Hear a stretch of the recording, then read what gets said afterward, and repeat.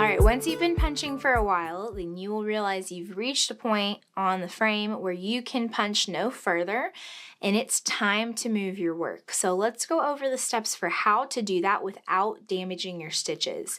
Now, I should note, in order to do this, you really need to be using rug wool because it is durable, it's made for this sort of thing. If you use acrylic, it could very well rip out your stitches. So when you need to move your work on the frame, make sure you're using rug wool. So up here in this corner, I need to continue this line and keep punching over here, but my gripper frame is right here, so I cannot punch any further.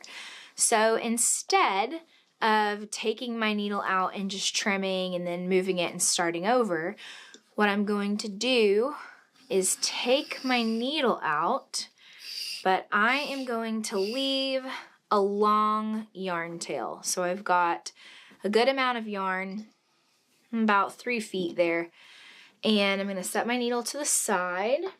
And now it's time to remove my work from the frame. So very carefully, I'm going to release this part that's not punched, and then I've got stitches on this bottom gripper.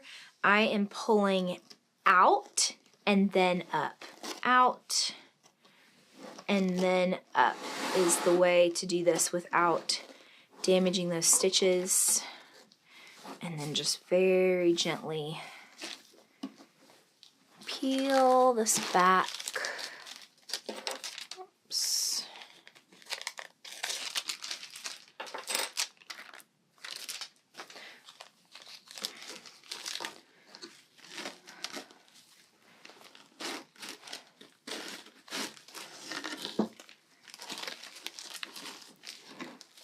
Okay, and now I'm going to reposition my work on the frame. So, got this here.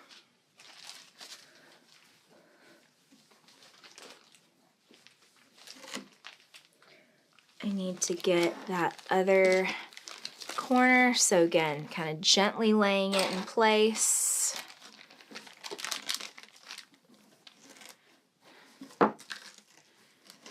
And when you do this, you're very gently laying those stitched sections over the frame. We're not trying to yank those tight. I'm just gently laying them over.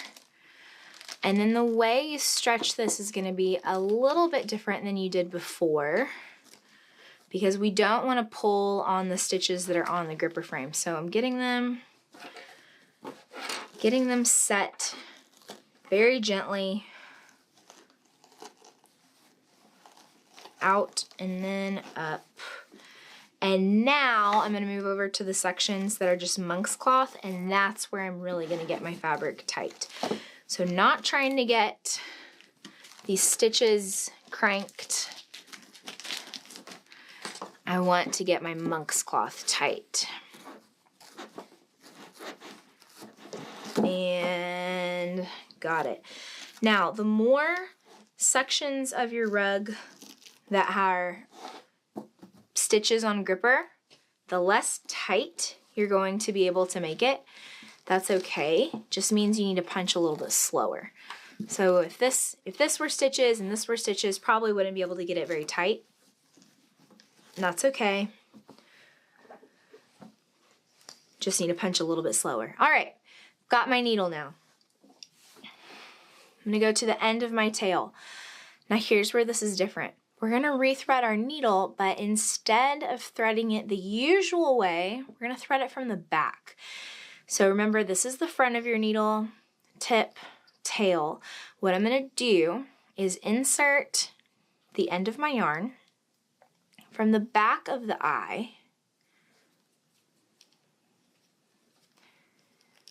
and then I'm going to pull it down so that now the tip of my needle is back on the fabric, just like when I stopped punching. I like to back up a few stitches. Just to make sure that none of them got pulled too short. And then I can continue punching. This is a great way to make sure that you are not putting little stop-start points in your rug so it doesn't look like, or you aren't able to tell where you moved it. It should all look like continuous, even stitching. So when you get to a spot, like here, if I'm punching the background, instead of just cutting and restarting, leave a tail so that you can continue punching after you've moved your work. Really makes a big difference in the overall look of your rug. So I would keep punching this whole section.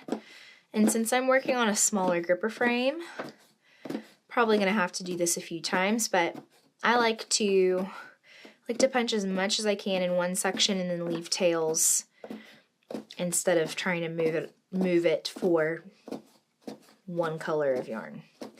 So I might even, my yarn might outlast my punching on this section, and instead of moving it, I will just leave that tail.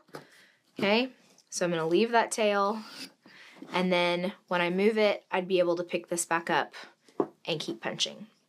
Remember, you can only do this if you're using rug wool. It's gonna make a big difference in the way that your stitches look, and be very careful when you're restretching. So when those stitches go on, you're pulling out and then up to remove them. Don't try to yank on the stitched parts because that's going to pull your loops out.